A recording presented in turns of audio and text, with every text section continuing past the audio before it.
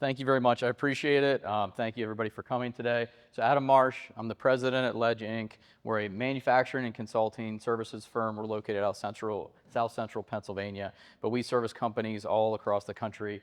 I just did a quick check in our system. I have about 50 clients in Maryland alone, but really cool industries, everything from, we have a new one with you guys, that's a wave engine, which is the coolest thing ever. I mean, we're talking a non-moving part jet engine for UAVs to parts that are on James Webb right now. So we're working with companies all over Maryland to do really cool stuff. My background, I'm an industrial engineer, and I like to talk about that as how it connects to AI tools, because I think industrial engineers and engineers are the ideal person to go out and to grab these tools and start using them day to day for your team. So as you're looking, don't focus on IT as who's going to deploy AI in our business. That's not what their job is. IT is normally around, here's a solution or here's a tool and go use the tool. We're actually looking to solve problems, and this is the best tool I've ever had to solve problems as rapidly as I can solve them today. So coming from a different perspective, this isn't an IT talk. It's also not a robot talk. It's not a we're going to replace all your employees talk. I'm really careful with that we have to frame this appropriately for your employees or they're not going to want to use it. We have to frame it appropriately for how it can actually be deployed today, or it's not going to work. It isn't a replacement for your team. This is a supplement to your team. And I like to use the example, I spent 5 years before I started this business in 2012 as a supply chain analyst and engineer doing work across the country. One of the things I used to have to do was take somebody's warehouse and help lay out their new warehouse. Where are they going to put their A, Bs, and Cs? How do we optimize the warehouse to be the most efficient possible? Those were $150,000, $200,000 projects. Nowadays, I recently did one for a friend of mine that had 26,000 items in inventory, was moving from one warehouse to a new one, and I did it in 10 hours with ChatGPT. That doesn't mean that can be done by anybody with ChatGPT. That means it speeds up an expert. If you're trying to do something that you don't really know much about and you're having ChatGPT answer those questions, you're just going to get to a bad answer faster. And so I want to make sure we kind of preface it that I'm trying to help experts do their things more effectively in a faster way. So as we look at that, I want to look at how you frame this for your team before you start even thinking about introducing it. I want to focus on that workforce so they're comfortable with this side. We can't say AI is going to make our production schedule and we're just going to buy into it. I will tell you, I just had a client ask me to do this, and my answer was, do you really think we want to redo your production schedule with AI every day and let your guys know, hey, new schedule today, completely different than what we planned for yesterday, but AI says we should do it this way? Or instead, should I supplement that guy? Should I say, here are the 5 new jobs we need to do? How do we feed those in? And so how do we start using it as that kind of tool? Otherwise, you're not going to get the buy-in from your employees. So that real question for us has changed. It's already in your shop. Recognizing 2 years ago when I started doing a lot of these talks, if I asked the room, a quarter of the room might say they're using it. If you ask now, it's everybody. There's no question. Your people are using it, whether you've given them tools to use or not. So that's something to make sure that you kind of have in the back of your mind is if we're not giving them something to use, if we're not giving them Excel or giving them a calculator, they're going to pull their phone out and start using it that way. So we have to make sure that we're giving them the tools and the training so they know how to use it and use it in the right way. So think about it more as using it for leverage for your workforce. How do we make our workforce faster? We talked onboarding. My example for onboarding is I took my team of engineers and consultants. We work with clients in the room here, helping them get things like ISO 9001, AS 9100. Our initial sort of time to get somebody up to speed is 4 to 6 months. We have now turned over our knowledge base to an AI tool and instituted a training program that was designed by AI, and I can deploy with AI, and I can get somebody up to speed in about a month. So they go from new hire to profitable or breaking even for the company in 1 month. That's a huge change for us and has allowed me to accelerate our growth because now I can bring people in faster. They're making us money faster. I'm not just eating that for a full 6 months. We're going to look at some other opportunities, but think about where can we use it to accelerate in the next 90 days. This isn't I'm going to bring AI in, it's going to take over our whole shop. That can't be the talk, or we're nowhere near that today. The technology is really probably not there yet today, and your team's not ready for that. You probably don't have the data infrastructure to even support it. So that human factor has to be considered. You have to have that conversation with your team on if they're starting to question, is this going to replace me? We have to push back on that and say that's not our intention. Our intention is to help you. Manufacturers are drowning. If we think for a second that all of us are going to start letting people go because we have AI, they've got another thing coming. We're begging for people. We're begging across the board, and this isn't just in management, this is everybody in the shop. And so where instead can we use it to supplement our staff so they can get more done and spend less time doing those things? When I look at the amount of time that especially staff in the office spend on emails alone, it is a quarter of their time a week. Think about that. Like every week they're burning 10 hours dealing with emails and scheduling. What could we do with that extra 10 hours if we could streamline that and make it faster, better, smarter? And so I'm looking for those opportunities. Will I be trained? That is the next critical question. You're going to have to provide training on this for your team. And that is, in my opinion, there's going to be some training classes. We've talked about intro training, but the best way to learn AI is to have a challenge and go figure it out. Is to sit in, it's time in the seat. So you have to give them access to the tool if you want somebody trained on it, and then a project to work on and time to kind of work and grow in that so they learn how these tools operate. You can't expect everybody to do this on their own time. My engineers, I would say about half of them have done it on their own time, half of them maybe not super interested. And that's okay, but I know who I'm going to rely on when I have AI questions. I'm going to those folks. And I can start to see the change too on people who are using it and who aren't, and the speed at which I can get things done with the folks who are using it. So I can see that as a tool for my team. Focus on, is it going to monitor me? That can't be a game plan for us right now. If your plan is we're going to make sure everybody clocks in at this second and use AI to flag it, be really careful with that. Instead, I want to use it to supplement my team. And leadership know when the AI is wrong. That has to be a tool as we get through this, is humans in the loop across the board. There's going to be no times when I'm going to say, oh, we made this for the customer and it goes without anybody looking at it. We're not ready for it. I don't think any company should be, and I will tell you that's what I get asked about a lot, is when can we just have the AI tool answer the customer? If I pick up the phone and I call somebody and I know it's AI on the other end, I am eternally frustrated. And I am like somebody who should enjoy that. No, I do not. And so recognizing that, we have to know when to deploy it and when not to. So your message for your employees can't be good news, hey, we have AI tools, just go talk to it and tell it everything you know and we'll be good in a couple weeks, we'll have all your info. It can't be that. It has to instead be AI, these outputs are drafts. I expect it to be a draft. I expect you to bookend a process with AI. So I'll use quality folks as an example. So my quality team sometimes are really bad at corrective actions. I don't know if that's something you guys have.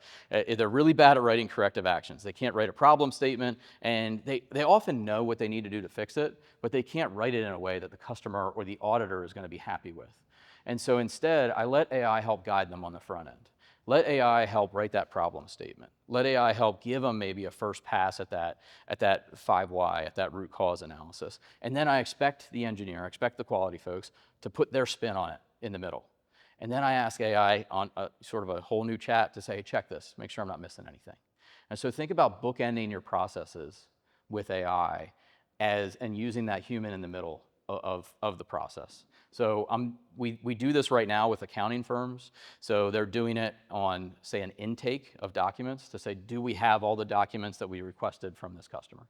And then the accountant's going to do the work internally, create the tax return, but before it goes out the door, the accounting firm's checking every single one of those tax returns before it goes out. They don't have that new intern coming in who's checking every tax return for spelling mistakes and a footnote error or something like that. We have an AI tool doing that review at the end. So that's where we see some huge efficiency gains. I will tell you that's also a caution, because that's a great place to learn. So we see this is a developer problem right now. I can use AI to do a lot of programming. And AI should be doing programming for most developers now. If I walked in and I saw my developer sitting there writing code, we're probably going to have a discussion, because that's not where I want them to be. I want them to be making new tools, and the AI tools should be developing a lot of the code for them. But I want their spin on it afterwards. So if you've never written code and you've always relied on the AI tool, how do you ever become that sort of senior developer? Because you've spent so much time in that role. So, education, the folks in the room who are doing that, we have to get these students to that next level faster. They have to be coming into these companies past that entry level role, because we're expecting them to be there. We can't spend the time waiting for them to learn how to do that entry level stuff.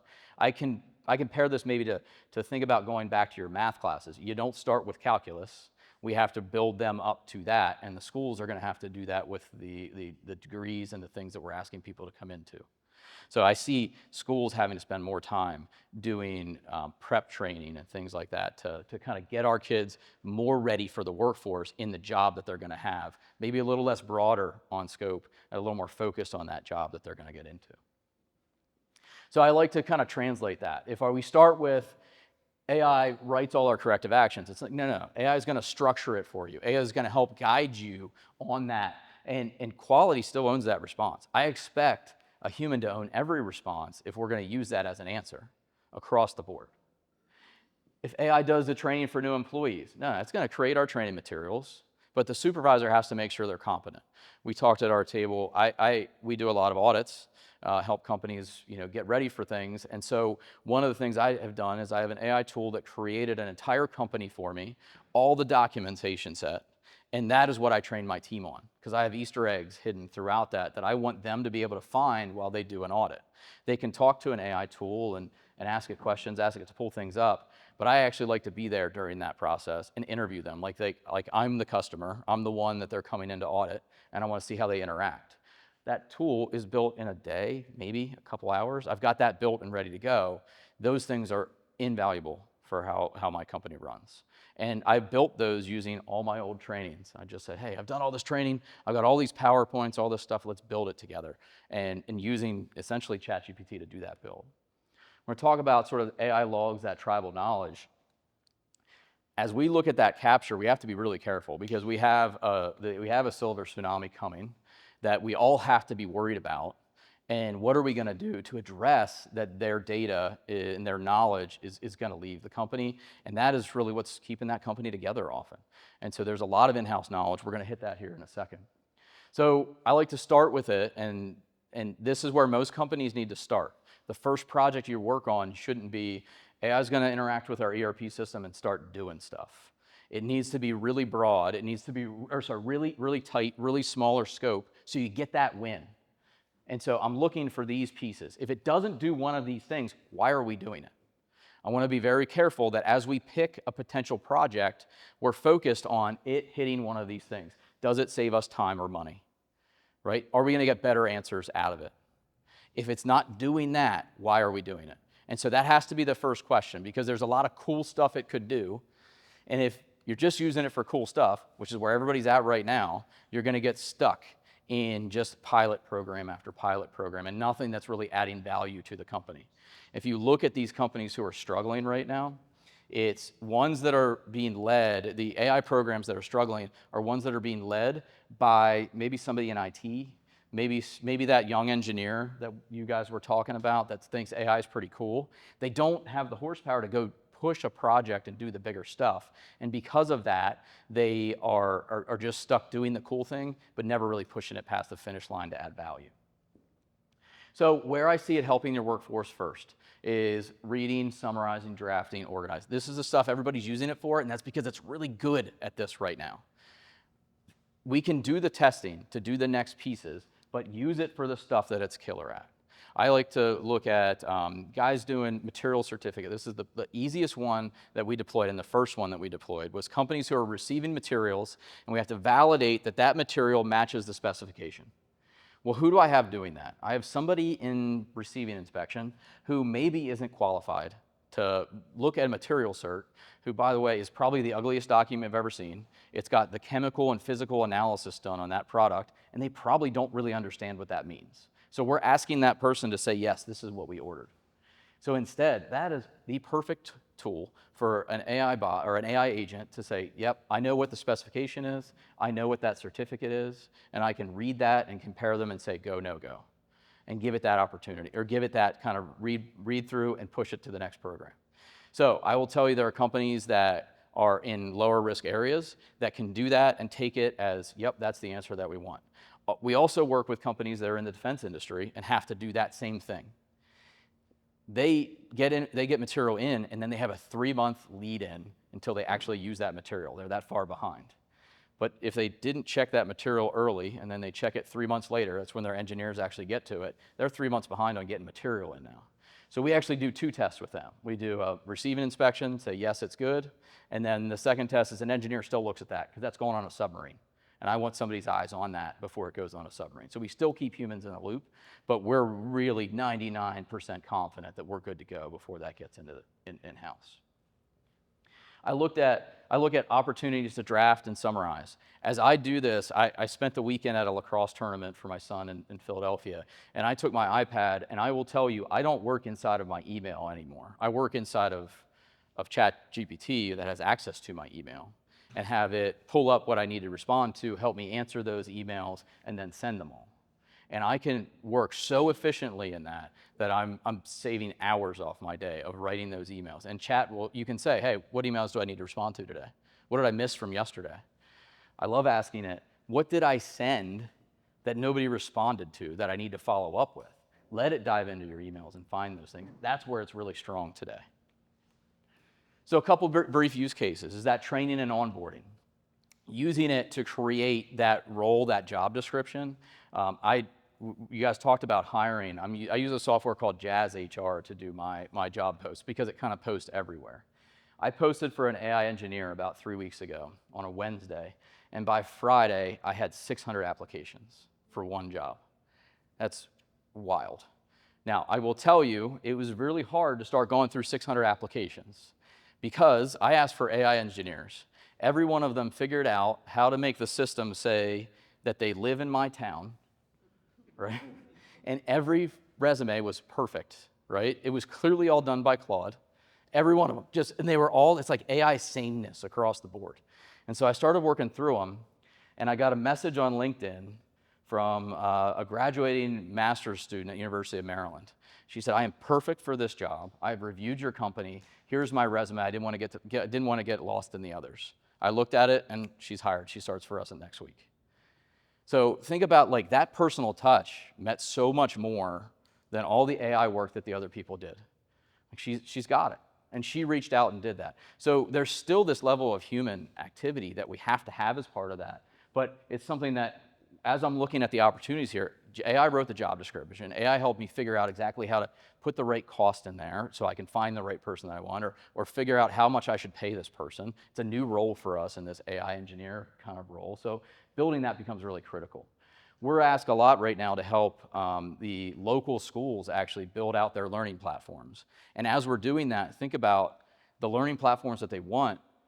They want the teacher to be able to select what works best for them, whether that's videos, whether that's reading articles, whether that's doing a challenge with an AI bot, and let the individual figure out, we've got all these pathways for you to learn, and we can create all of them and let you learn the way that you want to learn. And so that works great for younger folks who learn by YouTube video, or other folks who want to read an article. And so helping to customize those learning platforms or learning kind of pathways become critical. I still expect leadership to own that competency evaluation. Say, can this person do this job? It's not the AI's problem there, right? If you hire them and they're not capable of it. So looking at that, starting to build out, hey, I've got an AI-assisted training, and taking all of these pieces and turning it into that tool. Taking all of those different things and saying, now you've got a chat that you can ask questions to. My team has an AI Atom tool that has everything that I've ever kind of presented on, all my notes, all the work that we've done, everything, every video that I've done and put on the internet, and they can ask it questions and find information out. It also has access to our internal handbook. So they want to ask questions, they don't have to call me on what our vacation policy is. They can ask the AI tool, it's got all the data in there. AI's really good at that today, so let's use it for those kind of things. This is the one that we find is sort of the most grabbing for everybody, is that tribal knowledge capture. So what are we going to do to grab that information before it leaves? And the things I'm looking for is that maintenance guy who knows where on that machine to hit it with a hammer to make it go. He's the only guy that knows that. And how are we going to get that out of him? And if you think you're going to send an intern with that guy all day, that intern's going to quit by lunch. There's no way that you're going to keep him around. So instead, what I want to do is find a really simple way to capture that info. And so how we're doing that today, and this is sort of an example of the software that we put in place to do that, is number one, is capturing tribal knowledge in the easiest way possible, right there. And so that is with voice and a photo. I try to avoid videos because they get too data heavy and they're a little harder for some of the AI tools to kind of read. And so what I'm doing is voice and photo. And if I have a button on that phone for that guy, he doesn't have to go to a computer because they might not be very computer literate. Instead, he's got a button on his phone that he can start talking to. He can tell it, he can yell at that thing all day. I don't care. My AI tool is not going to quit on it. And so what we're doing is we're recording it. We're adding a photo for context, and the AI tool is pulling out all the titles, all the tags, everything, all the pieces of that we need to create a lessons learned log for your company. So you create your tribal knowledge database of all that information. To do that, we have to do two things. One, I have to make sure I can report it back. I now have an AI tool that is a chat that can reference our machine manuals, our internal procedures, and our tribal knowledge. That is your company information. If you can get all that into one piece and have a chat that you can ask questions to. If you'll note, I always say who taught it, because we have to position this not as we're grabbing your knowledge, we're positioning it as you're leaving a legacy for the next generation of manufacturers. And how can we do that? And so then I'm actually capturing who put in the most. I want to know who's putting this in and then give them some incentive to do that, whether that's days off, whether that's extra pay. We're reporting that back to the company to help incentivize that piece. But capturing this, think what that data set is worth 5 years from now, when your guys put all those snippets of information in, and now you have it, and you can say, hey, what do we do when this press goes down? And you can see that history. So not only from the manual, but from all your tribal knowledge, from your guys who know how to fix that. I see it acting as reducing that administrative drag. Every meeting that my team has is recorded, and that's whether I'm on the computer in a Teams meeting or I'm in person. I'm either using, primarily I use a tool called Granola, which has been my favorite go-to AI recording, or right now I'm even using my glasses. They record everything that goes on. I have a little screen right here, so it records it, it transcribes it, it answers questions right in my glasses, and so I'm using it to grab that information and take it, and later I can create a scope of work like that, because I go into a meeting and I don't have to take notes. I make sure that I'm pretty clear with what I say and what my deliverables at the end, and then I've got it. I've got it in my system, and I can take that and turn it into my scope of work, turn it into my proposals. We're good to go. Using that to help drive your company forward, and using the technology, whether that's Granola Granola, you can hit record when you're just sitting in a meeting and put it in the middle of the table, and now you've got the data as you go. So I see huge opportunities there. And then, by the way, let it help prepare you for your next meeting. Say, met with these guys, this one's coming up. I do this for new sales meetings. I have an AI tool that will say, go through my emails, figure out what I'm supposed to talk to this guy about today, because maybe I don't remember. And by the way, go to LinkedIn and tell me some stuff about him so I know who I'm talking to. And so we're using these tools to help guide what those meetings are going to be like and help prep me so I go in ready to go. Our quality folks have a huge opportunity here, and quality has been buried in paperwork forever. Our poor quality guys, and I say that as I spent a lot of time there, have continued to take on more and more burden as regulations and customers' expectations increase. And so, as they've done that, we have not taken pressure off of them, we've only added to that. So how can we help supplement them? This is where we can help with contract review, with if you're in the automotive world, with first articles or PPAPs. If you're doing that, we can streamline some of that stuff so quickly. We want to dive in and help them get into those drafting. I am currently taking drawings for people and creating their first article. That doesn't sound like much, but when you tell an engineer, here's a drawing, turn it into an Excel sheet, right? Take every dimension off and type it down here. It is a huge waste of their time. So we're taking those things off their plate and helping them to streamline that process. Scheduling is one I get asked about with every manufacturer that I go to. Most companies have what I would call that scheduling wizard, who's the guy who knows how everything is supposed to get scheduled in the shop. Nobody really knows the math that goes on in his head to make all that happen, but they're the ones that are planning out when this stuff is going to get built. This is where we can't replace that guy with an AI tool, but we can supplement him. And we can supplement him with a tool that over time learns and now can be used by other people. Can say, where do we slot these next couple jobs? What would be some optimization opportunities as we do this? We're doing this for some flooring companies right now that has been really interesting because they've got such unique sort of requirements and I mean, we've got a 24-hour hold that once they start a project, they have to finish it or their floors start to curl. Really interesting. And so when we dive into that, I want to know how can I make sure the tool understands it and drives around those. So please make sure you're considering your scheduling person as one of the biggest areas of weakness. I'm focused on this problem because I see it as a huge opportunity for our country. And it's a good week to maybe be a little patriotic with the 250th this week. So as I look at this, I think this is an opportunity for us to continue to compete in the world and to actually compete more than we ever have before. Because we still need to maintain our quality. We need to maintain these regulations aren't going away. We have to meet them, but now we can streamline that. We can use AI to support our teams and to work faster, better, smarter, so we can continue to be competitive with countries like China.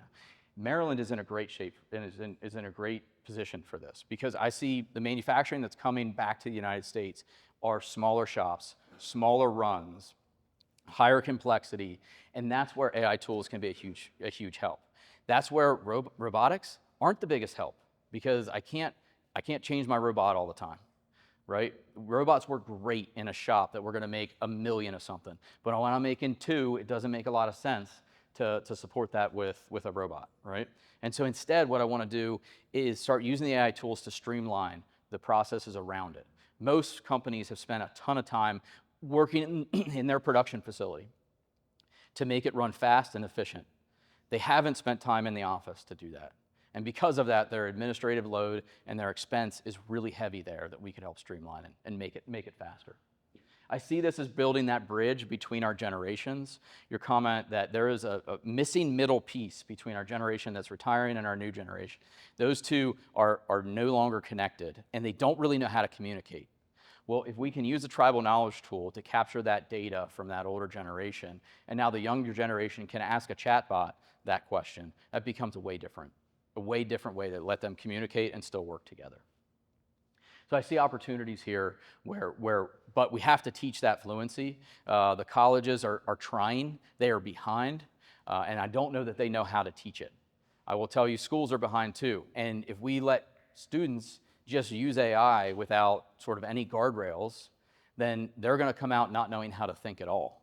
So we're going to have to be very careful on how we teach this and how we teach it as a supplemental tool, not a replacement. This is our internet, like when I was a kid. This is their version of that, where our teachers said we couldn't use the internet for research, right? They said, nope, you can't do that. All that data is garbage. Well, now the teachers are doing the same thing with AI. And so instead of that approach, let's teach them how to use it. And let's look for sort of that red light, hey, you can't use it here, and that green light, yes, go all out, it's time to use some AI tools.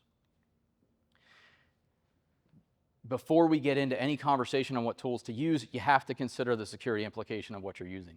If you haven't provided tools to your team that are using their personal ChatGPT, and they're very likely have all your data at risk, or it's already gone and the models have learned it and taught themselves on it. And so if you do not give your team something to use, if you don't have an AI policy, that needs to be step one before you're doing any prompting, is create the policy, tell the team what they can use, and tell them what data is okay to go in and not go in. If you don't provide, and look at the potential tools that you're going to use. I'm going to dive into that a little bit, but everything needs to have an owner on what that answer is going to be. I like to hit. Every company that I work with always says, which model should I use? And I am model agnostic, I don't care. But I will tell you, everywhere I go, there's always a ChatGPT guy, there's a Claude guy, there's the two leaders. There's always an IT guy who says, we can only use Copilot because it's the only thing that's safe. And then there's always a weird Grok guy in the corner. And so that's everywhere we go. And I will tell you, like, I'm bought into this, that I use Grok while I'm driving. I didn't drive here today. So if when I say I'm bought into AI tools, I'm using AI glasses, my car drove me here, and I talked to Grok on the way here. So like, this stuff's here and it's working. And where it works, like, we're deploying it. This is a problem. If you're trying to buy individual accounts across the board for everybody in the company, this is gonna get out of hand.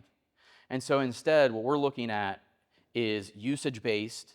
How can we say, we're gonna buy a tool, or we're gonna buy a suite of tools for everybody in the company, and we're buying this many credits. Credit usage has taken off over the past 3 months with the newest models, and expenses are really hard to plan for. So looking with your IT team, your CTO or CIO, that role is becoming critical to help you pick the right tool. I don't want to commit to any of these yet. So we're working on a tool that has every model in it, and then the user can select which model they want to use. Because a couple weeks ago, Claude released one of the best model I've ever touched, which was Claude Fable 5. 3 days later, the government said, nope, nobody can have it. So that's gone right now. And they're still in negotiations to see what it can be released. We have 2 other models that are supposed to be coming out here soon. That's Chat 5.6 and Claude Mythos. Maybe some days we will see them. Claude Mythos is only allowed to 100 companies that the administration has decided they're the ones that can have it. And so we're at a weird spot that if you don't have access to a bunch of different models and you rely on one, it could go away like that. Why is that? Why are they taking it away? The security implications. So the newest model, the claim is that it broke into like the NSA. So that's the claim. I don't know, I mean, some of these guys are looking for an IPO, right? So we're never sure how accurate or these claims are, but it was scary enough that the administration said, shut it down. And so for Fable, they said no foreign nationals can have access to it. And Claude had no way of controlling that, so they just pulled it. So they're working through some details now, but it's certainly a scary proposition that you could be invested in a model and using it, and it could go away the next day. So we want to be really careful, and this is why we're actually seeing a ramp up of people getting the open source models and hosting their own. So we're seeing people do that because then they've got control over it and they can put it on their own system and then it can't be gone the next day. But that comes with its own suite of responsibilities and updates. So knowing the cost and not doing individual accounts and looking at that, we're gonna buy blocks of credits and we're gonna supply them to the team. I'm seeing a lot of companies do that, and then they probably have 1 or 2 power users that, yep, that guy can have Claude or Chat. The rest of everybody gets that Copilot subscription or gets that one subscription that we buy a block of credits and everybody can kind of use it. But it puts people in a sandbox in a non-learning environment. So focusing on non-learning becomes really critical, where these models, with what you put in them, aren't allowed to take that data and learn from it. So once you have those figured out, we put a policy in place. We know we have the security where we want. We've selected the tool. Then we have to start working through that project filter, because people are going to come to you with 1,000 projects, and you have to figure out, is this reasonable or not? We can't build them all on day one. We have to focus on what that looks like. So looking, is it repeatable? Like, is this something that happens over and over again that it makes sense to build an AI tool with, or could we just ask it once? So then they can just go to a chat to do it. Does it consume our skilled people's time? Is it something that my skilled people are wasting a bunch of time with? I'm working on a project right now. I've got 25 engineers working on error reports, and their customer wants them to write a 25-page PowerPoint every time they have to do an error report. You think engineers' time making PowerPoints is valuable? Absolutely not. I want them to do the error analysis, absolutely, but I don't want them to write the PowerPoint. So we're able to save each engineer about 2.5 hours on every project. Well, when there's a couple hundred projects sitting out there, we're saving some serious dollars here and able to deploy those tools really quickly. Is the input mostly text? So think about, what does it start to look like? Do we have good data sets to actually feed this? You might have an idea, but if you've got no good data for it, it's one for later, and it's time to say, if that's what we want to do, we better start collecting that data today and figuring out the data piece before you get into the next one. And can a qualified person review it? If it is a magic black box that you say, yep, AI, give me an answer here, and you don't know how it got to that answer, that is unacceptable. That's nothing that somebody's going to have confidence in, because you're going to find one error someday in that, and you're never going to be able to trust it again. So, and then would speed or consistency create that value? If we can't find the value, if we can't say we shaved this hour off, we got better quality, if we can't find that value, you might as well not do it. Move on to something that has it. I focus on data boundaries because every company should be considering the 3 types of, and it shouldn't be more complicated than this, are we allowed to put this data in, yes or no? And any company, if it says, hey, we're going to drop in all our employees' social security numbers, there's no reason any AI tool should have access to that, so that should be a boundary put up by your team. And that should be in your policy, and hypothetically, it should also be part of your IT system that prevents that from happening. If anybody is in the defense sector, there is not one AI tool I'd be comfortable putting an ITAR print into, period. No question. It's just the CMMC guidelines, the IT requirements, not going to happen. That doesn't mean I'm going to not do it with some other ones, but not ITAR. It's not okay today. So looking at what's allowed and what's not, and setting these guardrails and just putting that into your policy becomes really critical. Your win can come with one use case. You just have to get that ball rolling. But it doesn't stop there. You can't say, we used AI, we solved this one problem, we're moving on. This is a new continuous improvement project with this tool, and what's the next thing that we can build? And so looking for that quick win. If you can't do it in 30 days, I'd do something simpler. I wouldn't pick the hard one as the first project, because you got to get buy-in from everybody in the company before you deploy it. Be careful that you don't fall into pilot purgatory. I keep seeing companies who are doing this where they start 5 or 6 projects. They get guys who are super excited about this, and they all start something, and nothing ever gets to the finish line. And so you'll recognize that you're there if everybody's coming with, hey, did you see that new cool thing I built? You're like, well, what happened to the last one? Nobody ever finished that thing. And so you have to get pushing past that point, and that requires a success metric. It requires an owner. It's not a technical problem. That's a leadership problem, not pushing that project past the finish line. You have to get that done, or we're just going to move on to the next one that gets us excited. It's really fun to build. It is not fun to test. And so if you don't build that testing protocol to know what you built actually works, then none of that stuff's ever going to get released. We probably spend as much time testing as we do building, which is, like I said, not the fun part. So to keep that moving forward, you have to build a cadence around it. I suggest either a bi-weekly or monthly meeting. I try to call them a session because nobody wants another meeting, where we do 1 hour and we say what's working, what's not, what's the next project. And we just keep the pressure on to say what are we building? What are we building? Where's the holdup? And if you can get that once a month happening and say, okay, we got 2 weeks. There's going to be sometimes you can build it in-house. There's going to be sometimes you need to bring somebody in. When you're doing tons of data connections, I need to make an API connection to this software and pull in data. You're going to have to bring in people who can make those and make them stable. But some of the easy stuff, knock it out and show those quick wins early. Once you show that win, they tend to stack. They tend to spread really well across the team. So if you are able to talk to, say, purchasing and say, this is really working great in purchasing, and sales hears about it, sales might be like, well, that could work for us, or look for those. So make sure that is shared and that team's cross-functional. So tomorrow, you should really ask, if you do not have a policy and you haven't really planned this out, you should try to figure out where the heck it's already being used, because it is. Somebody there is messing around with it. Maybe successfully, maybe playing around, but you got to have a grasp on where it's being used. You have to identify early who's worried about this, and let's address it. Let's get out in front of that before it becomes a problem. After that, we got to approve that tool. We got to say, here's our policy, here's the tool we're allowed to use, and then pick that workflow and measure that result and share it with everybody. Your AI strategy isn't, we bought a tool and let's go to it. Your AI strategy is, we solved this problem. You can't sell this to leadership in the company if it's, we bought ChatGPT, now we're going to go use it. It's, hey, we're buying ChatGPT to solve this problem. It will save us X. It's a very much input and output related problem that we have to understand. What are the inputs? What's the magic the AI tool is going to do in between? How can we validate it? And we know what that output's going to be. So our future here is really around your people, right? And equipping your people better so they can work faster, smarter, and better at their job, and still do the things that they're really good at. Get them out of the day-to-day, get them out of the mundane so they can do the important things that we can do across the board. So this is not us versus tech. This is not pushing people out. This is speeding us up so we can do the, if my quality guys had more time to do continuous improvement projects instead of filling in forms, do you know how many projects they would get done?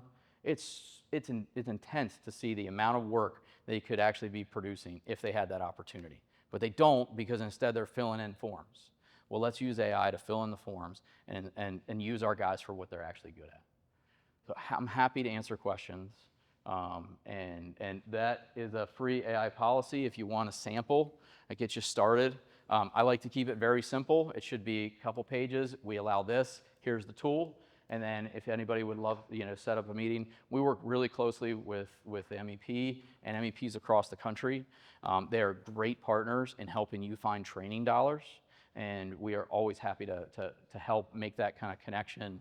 And a lot of these are training opportunities, or by the way, R&D tax credit opportunities. So think about that as you're doing AI projects, keeping good records of the work that you're doing, the time people are putting into it, because there's some serious dollars out there that can support it. All right, thank you very much.